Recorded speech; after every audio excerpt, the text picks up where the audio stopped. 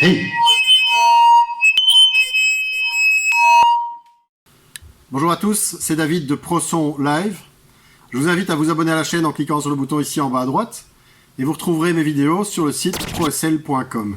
Vous venez de voir ce que j'ai subi, ça s'appelle un larsen, comme vous en avez entendu déjà dans des concerts.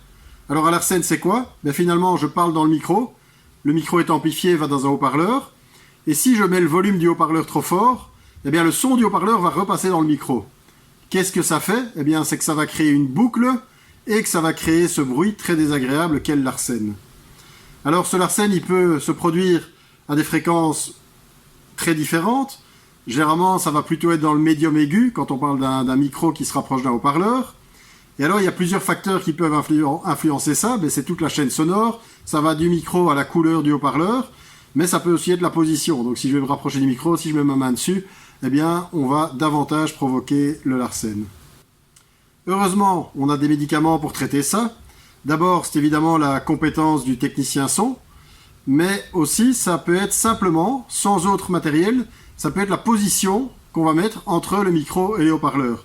Exemple, mauvaise idée pour un petit groupe qui commence, ça va être de mettre les haut-parleurs juste derrière soi, parce que là, le haut-parleur, qu'est-ce qu'il va faire? Il va aller taper tout de suite dans le micro.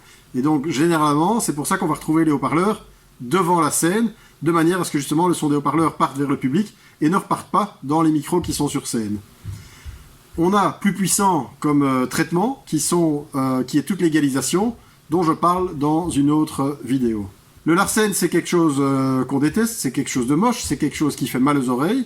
Il n'y a qu'un seul cas où on l'aime bien, finalement, c'est le larsen que produit un guitariste. Et donc, même principe, le guitariste va approcher sa guitare de son ampli, ou alors il va mettre son ampli nettement plus fort, de manière à ce que le son du haut-parleur repasse dans les micros de sa guitare, ce qui va créer ce son typique. J'espère que vous aurez apprécié cette explication de ce qu'est un larsen. Si vous avez des questions, des commentaires, n'hésitez pas à les laisser ici en bas en dessous de la vidéo. Abonnez-vous aussi à la chaîne en cliquant sur le bouton s'abonner qui est ici en bas à droite. A plus!